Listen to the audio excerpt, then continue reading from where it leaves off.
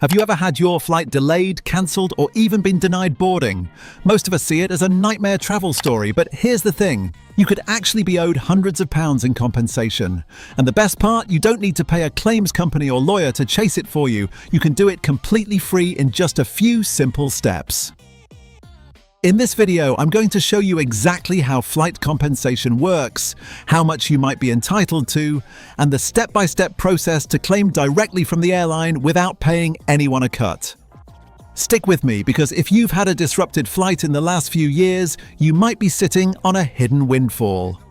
So let's start with the basics. In the UK and across the EU, we have very strong passenger rights thanks to a law known as EU261 or UK261 after Brexit.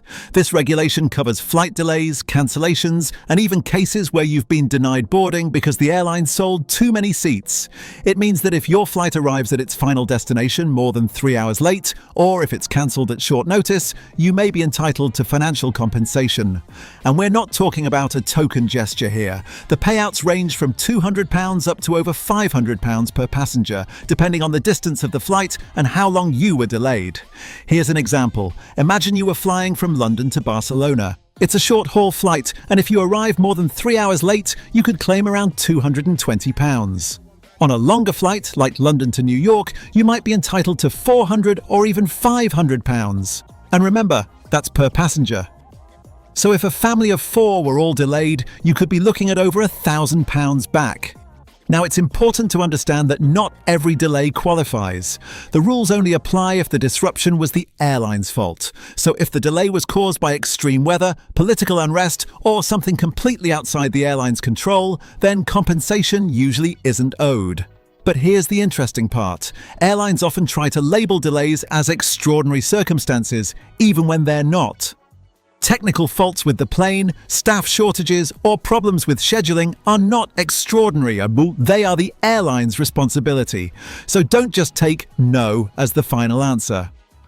Alright, so let's get into the part you really want to know. How do you actually claim compensation, and how do you do it for free? The first step is to gather your evidence.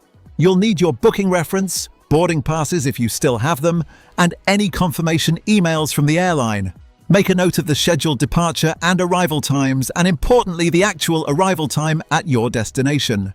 It's the time the doors open at the gate that matters, not the time the wheels touch down. And if you can, take a photo of the arrivals board or use a flight tracking app to prove the time you landed.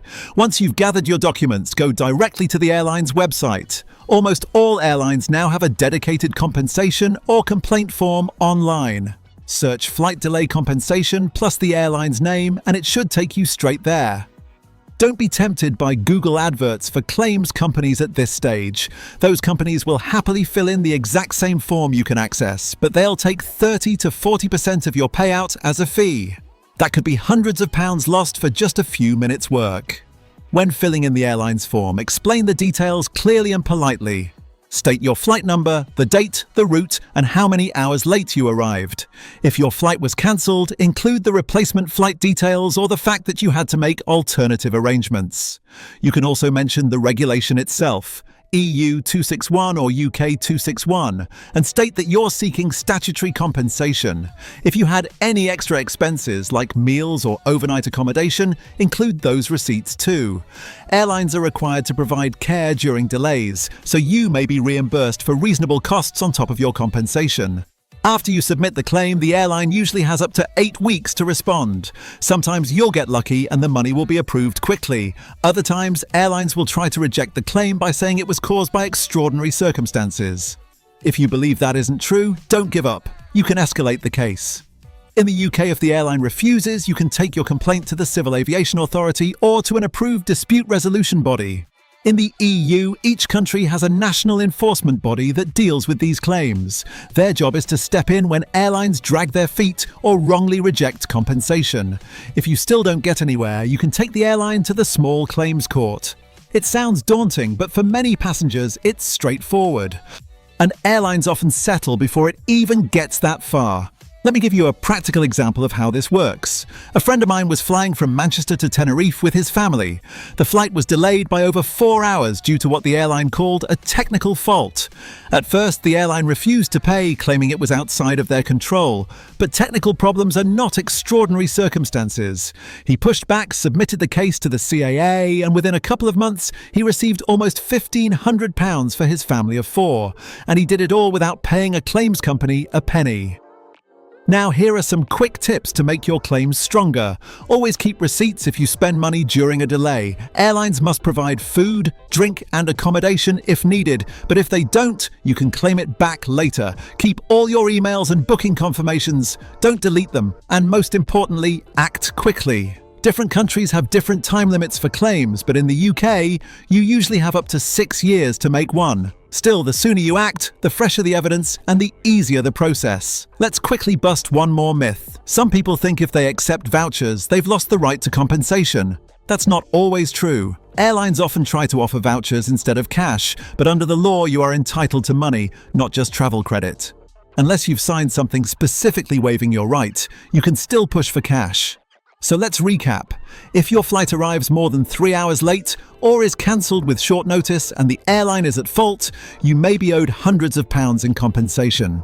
The amount depends on the flight distance and it's per passenger, so families can claim thousands. The process is simple. Gather your documents, submit a claim directly to the airline through their website, and wait for a response. Never pay a third-party company when you can do it yourself in minutes. And if the airline rejects you unfairly, escalate to the Civil Aviation Authority or the relevant enforcement body.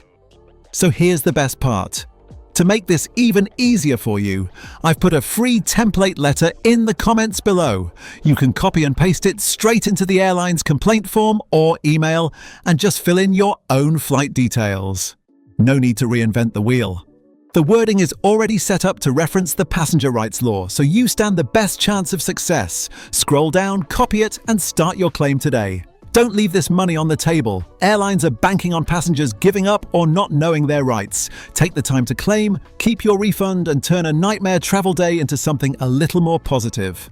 If you found this video useful, hit like, share it with anyone you know who's had a flight cancelled or delayed, and subscribe for more money-saving hacks. I'll keep showing you the tricks and tools to get back what's rightfully yours and make your money go further. Thanks for watching, and safe travels.